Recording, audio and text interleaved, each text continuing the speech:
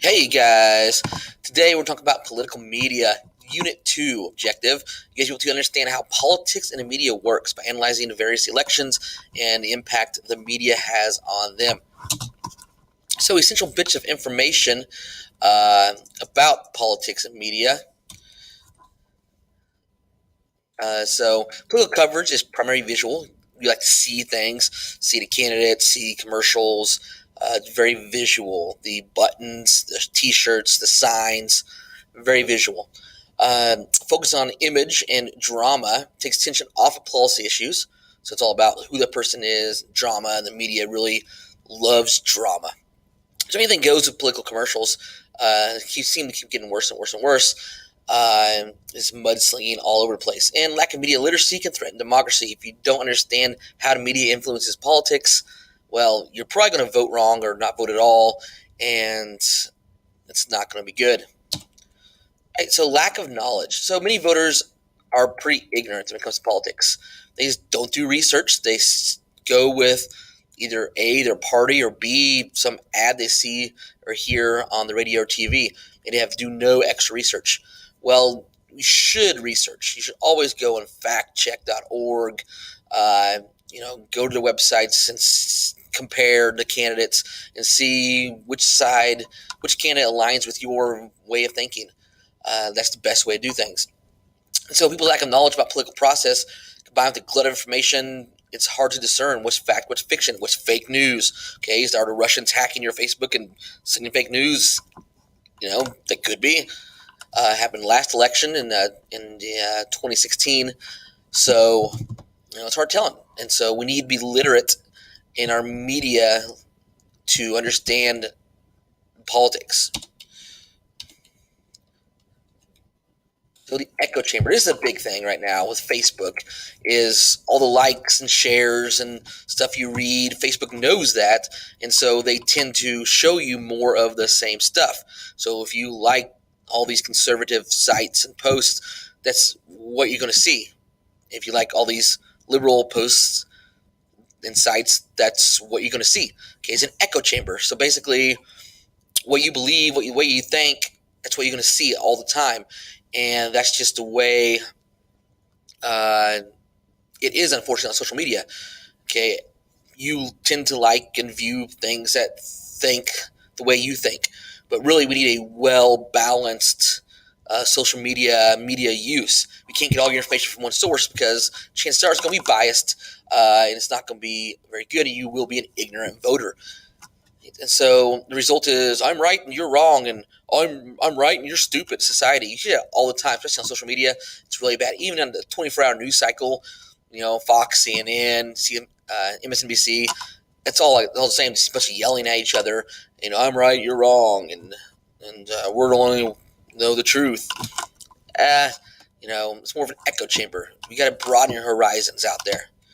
All right, one thing that's really hurt is the 24-hour news cycle. Started with CNN, and really they need 24 hours to fill. They need time to fill. So what they throw a talking head on the TV, and he blabs on about the president is the worst person ever alive, and they're causing all the issues in the world. Really, yeah, no, but people eat that up and believe it. They're like, ooh, drama, drama, drama. People love drama, and so these news channels are just inundated with just drama, and a lot of information you get from these news channels is not 100% the truth. They bend the truth to fit their agenda. They bend the truth to get more views, get more ratings, so people can watch it. And then, in turn, the voters and the people are hurt by this because you're just seeing a one-sided, biased viewpoint of an issue when you should be seeing all sides. And so the program tells us what we want to hear, then rather what we need to hear. A brief history. The history of politics and media date back a long, long time ago. Okay, people like Jefferson, Hamilton, and Adams, they wrote in papers under pseudonyms like Publius Maximus Pubicola, and they would just bash the other people in the newspapers. They each had their own newspaper, and they just bash each other all the time. And so if they had Twitter back then, they would be tweeting each other, subtweeting each other all the time. It'd be like really high drama all over the place on the news because they just went at each other. They hated each other. Okay, election 1800, so some really bad things. Election 1840, all right, America saw the Whig Party, part of the wealthy. So the Whigs like, let's lie a little bit, let's change our image. So they're like, hey, we're going to find a candidate that suits our needs. Okay, William Henry Harrison, hero of Tippecanoe. He's a war hero. People will like him. Let's say he was born in a log cabin, and let's just lie about his origins. No one really knows because you can't really, at this time, have access to historical records. They're very, you have to be wealthy, uh, and well educated to find this out. So most people just believed what they heard in the newspapers and whatnot. So William Henry Harrison, hero of Tippecanoe, born in a log cabin, lies. But it worked because he got elected because he was a man of people, until he died 30 days in office because he got pneumonia. But, So his running mate, John Tyler, didn't have a cool slogan, Tippecanoe and Tyler too. And so you got to have a cool slogan if you're running for office because people will know that slogan and they'll latch on to it. And it's just really cool, like, make America great again. It's a cool slogan. So people latch onto it and they wear those hats all the time and T-shirts and they shout it from the streets. And, campaign slogans go a long way into electing people.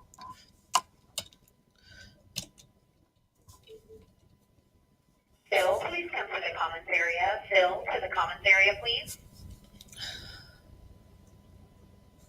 All right, so I'll edit this out post-production. Where are we at here? Okay.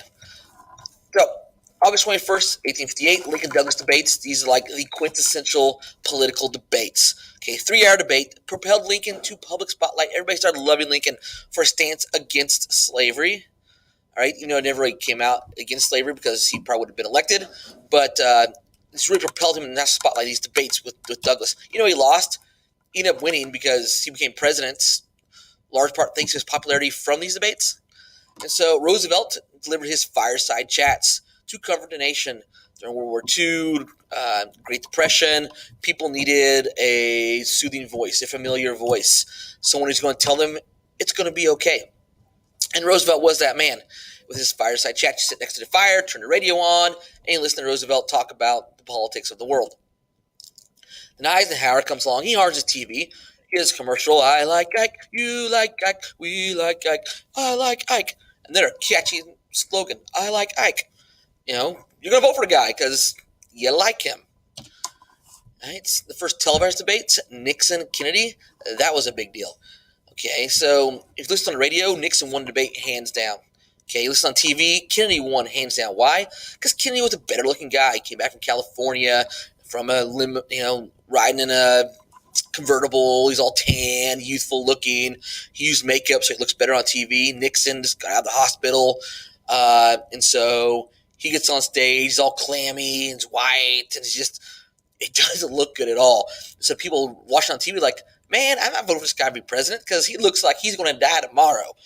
And so we need someone youthful and young and brash. And Kennedy is that man. Even though Nixon was so much, had so much more experience and knowledge about politics in the world, Kennedy just looked better. And so TV helped Kennedy win the election. Right? LBJ Barry Goldwater, big ads about supporting Barry Goldwater, supports KKK, and famous ads like the Daisy ad where this girl picks his flower and the nuclear explosion happens in the background. Ronald Reagan's It's Morning Again in America. It's Michael Dukakis' tank ad, which really cost him the election. Swift Boat Veterans ad, and John Kerry. Marco Rubio's Morning Again. It kind of goes back to Ronald Reagan's. And so looking good for TV. It's pretty important if you want voters because usually voters tend to gravitate towards the better-looking candidate. If you're old, feeble, people don't want to vote for you because, well, you're going to die in office. You're going to be competent. You know what's going to happen. If you're young and youthful, like Kennedy was, well, you have a good shot. And so being telegenic is the most important trait any politician can have. Looking good on TV, because that's where everybody's going to see you and watch you. So if you look good on TV, you have it made. All right, they come across well on TV. I said you have it made. If you look at our past presidents, fare well on TV. Thomas Jefferson has speech impediments and avoided speaking directly to Congress. Probably wouldn't look good today. Abraham Lincoln's voice rose when he was nervous. So that probably wouldn't go well either in today's 24-hour news cycle. And William Taft sweated so much and weighed over 305 pounds, he wouldn't look good on TV today either. And the camera adds 10 pounds, right? And then Roosevelt's bound to a wheelchair. So would any of these historic leaders have been elected today? Interesting. So social media and media in general and politicians, they need each other, okay? Because politicians equal ratings. People just want to know what's going on, be informed, or just, the latest headlines, what's going on. And so the news media need content. Okay, politicians need media to spread their message, spread their awareness of who they are, what they stand for, so people will get out and vote for them. Because most people will not go out and do their own research, so they rely on the media to tell them how to vote.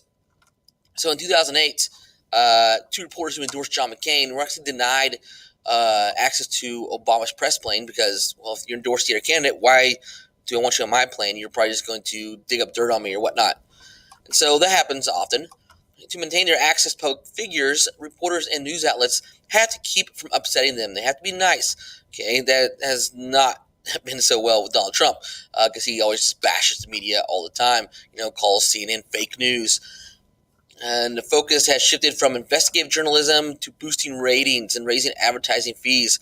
Okay, anything's just like sensationalized. Everything's just repeated over and over and over again. And any little mishap, any little missaying turns into the day's breaking news headline. And it just really is, it gets blown way out of proportion. Some little seemingly inconsequential little bit of information gets blown way out by the 24-hour news cycle. Right? And then that leads to mudslinging. Mudslinging is everywhere. You see ads all the time. These ads work because people they're going to take away my guns. They're going to defund this. They're going to fund this person. This mudslinging all the time. And most of the stuff they're mudslinging about are half-truths. They take, a vote on some random bill and say, oh, they voted for this. Or take one quote out of context and say they're going to take away your guns. Or, they just take stuff and then they just throw it out against you. So you got to be careful of running for office. Because the media will pick up on anything. Your opponent will pick up on anything you say anytime in your past. Even stuff you tweet out right now, it can come back and haunt you later on. So you always got to be careful on what you say and put online. Okay, and mudslinging goes a long ways. And mudslinging is nothing new. All right, Thomas Jefferson and John Adams, they had one of the worst campaigns in 1800 because it's just the mudslinging constantly. It's just terrible. Always name calling in the newspapers. They hear all over TV. Even you get people that your pundits start name calling you as well. Or you have like Donald Trump, Crooked Hillary, and Pocahontas, and Lying Ted, and all these different names he has for people to throw shade at him. And we often compare elections to sporting competitions. Oh, they're 24 points ahead in the poll. They're neck and neck in the poll. And so the media loves polls. The polls are not always good. A lot of times they're biased. Like 1994 says, the questions were, do you think America should help the Bosnians defend their country? Should American men and women be deployed overseas to fight in Bosnia? A little bias there in those poll questions. And so, like the liberal media, do you think President Obama is doing a great job, a wonderful job, or an absolutely terrific job? And so you got to choose between those three. They're all the same. So a lot of polls are biased. They don't take stock in polls, okay? Because they, it's like a sport. People tune in to watch who's ahead today. Oh, am I going to vote for the underdog? I'm going to vote for the person that's way in the lead. Or I'm not going to vote at all because my person's so far behind. It's no use. Don't listen to polls, okay? The polls got it wrong. In the 2016 election, every poll said Hillary Clinton was going to win, but Donald Trump ended up winning the presidency. So don't take polls literally. Take it with a grain of salt. And money matters. Money drives politics. Okay, politicians raise an astronomical amount of money during an election cycle. Political ads, they're all protected in the First Amendment. Local TV stations make $2.4 billion in the 2014 election. $2.4 billion just on selling ad time for politicians. Crazy. So, positive ads about candidates usually contain American flag, babies, tractors, Statue of Liberty, police officers, construction workers, brides, grandmothers, feel good stories. This person is going to help you out and be a great candidate. But oftentimes you hear the negative ads.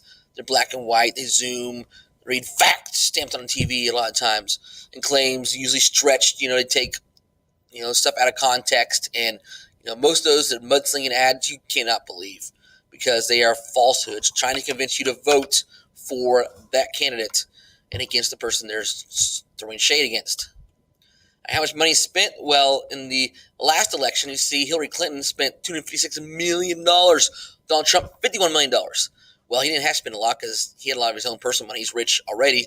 But look at all this money spent on the candidates. And then some of the people who spend the money are called PACs, political action committees. These are outside organizations that raise money to help a candidate that they want. And so they buy airtime, they buy ads, they buy billboards. They throw all this money at the candidate, hopefully for them to get elected.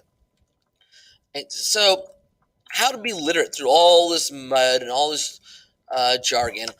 Get information as many sources as possible. Okay, never limit yourself to one single news source. Always use multiple sources. Always. Okay, cannot stress that enough. Okay, and research any claim that may make a campaign commercial. Always do your own research. Never trust a meme. Never trust an attack ad. And look past the candidate's image and research and candidate's stance on certain issues. Okay, look for the issues, what matters. Vote along the issues. Don't vote for, just, he's a Republican, I'm going to vote for him no matter what. Vote along the issues. Do your research and vote along the issues. Okay, that is very important to do. Always do your research. Always be an informed voter. All right, discussion questions. Is it important to us what candidates look like? Are politicians under pressure from the media? Which political issues do we actually care about? Are commercials a good way to learn about a candidate? Why or why not? Can you determine how much each vote costs a candidate? Predict how social media may have affected politicians from history? And how can you evaluate the point of view of those who deliver political news? And which political issues should get less or more coverage?